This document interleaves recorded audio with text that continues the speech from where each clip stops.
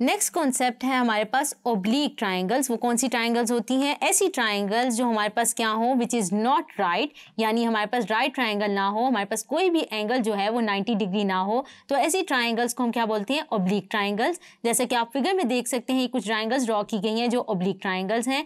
However, in solving oblique triangles, we have to make use of the relationships between the side A, B, C and the angles and their angles, corresponding angles alpha, beta, gamma of such triangles which are called law of cosine, law of sines and law of tangents। अभी हम in laws को बड़ी detail में discuss करेंगे। तो सबसे पहला law हमारे पास क्या है? Law of cosine. तो हमारे पास लॉ ऑफ कोसाइन क्या है? हमारे पास क्या है, अगर हमारे पास हमारे पास साइड्स हैं और अगर हमने लॉ ऑफ कोसाइन लिखना है, आप फिगर में देख सकते हैं, अगर मैंने जो है अब मैंने साइड ए के लिए लिखना है तो ओरिजिन में मैंने क्या ले लिया है? अल्फा एंगल ले लिया है। तो मैं उसके लिए जब लॉ ऑफ कोसाइन लिखूंगी तो मेरे पास क्या आएगा?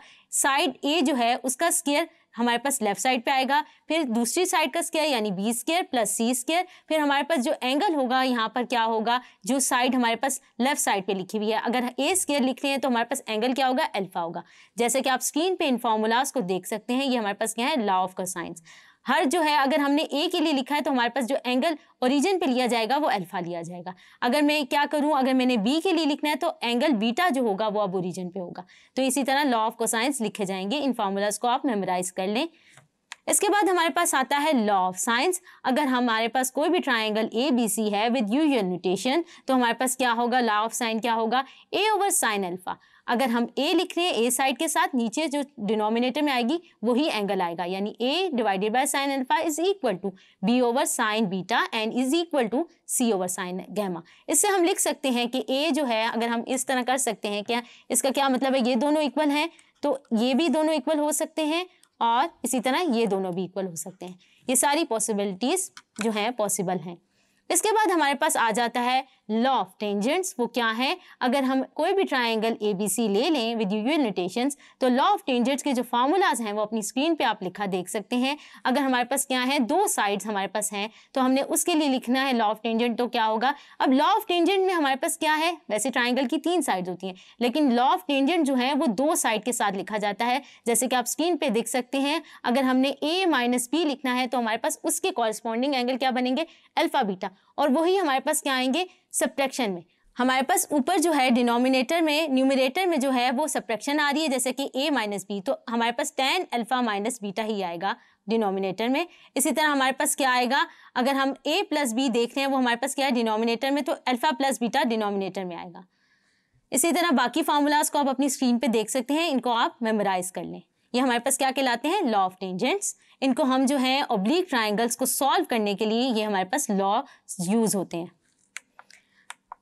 इसके बाद हमारे पास कुछ मजीद फार्मूलाज हैं, आइए इनको वन बाय वन डिस्कस करते हैं। हमारे पास क्या है? Half angle formulas. हाफ से नाम से ही जाहिर है कि हाफ, अगर हम एंगल को हाफ कर दें तो हमारे पास क्या है? अगर हमने क्या किया है? The sign of the angle half जो है in term of the sides अगर लिखना चाहें तो क्या होगा? उसका पहला फार्मूला आप देख सकते हैं। अगर मैं साइन अल्फा बाय 2 लिखूं तो हमारे पास यहाँ पे अगर मैं अल्फा लिख रही हूँ तो कोई भी साइड जो है वो राइट साइड में फॉर्मूले में नहीं आ रही। S minus B over S minus, हमारे पास क्या है? S minus B multiply by S minus C over B C, यहाँ पर कोई भी साइड नहीं आएगी। इसी तरह बाकी फार्मूलाज भी आप अपनी स्क्रीन पे लिखे हुए देख सकते हैं। हमारे पास यहाँ पे एस क्या होता है? 2s is equal to a plus b plus c, यानी sum of all sides.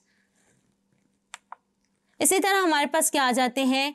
Half angle for the cosine, जिसको आप स्क्रीन पे लिखा हुआ देख सकते हैं। अगर कॉस अल्फा बाय 2 लिखना है तो मेरे पास क्या आएगा? s इंटू एस माइनस ए ओवर बी सी, और ये सारी चीज़ें किस में आ जाएंगी? इसके रूप में।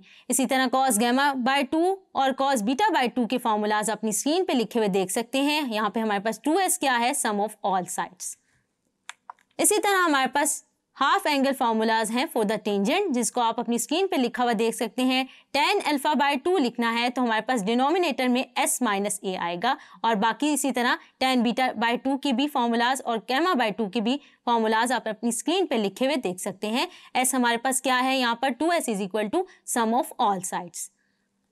इन फार्मूलाज को हम जो है एक्सरसाइज के क्वेश्चंस के लिए सॉल्व करने के लिए यूज करेंगे। होप सो आपको ये टॉपिक समझ आया होगा। Thank you.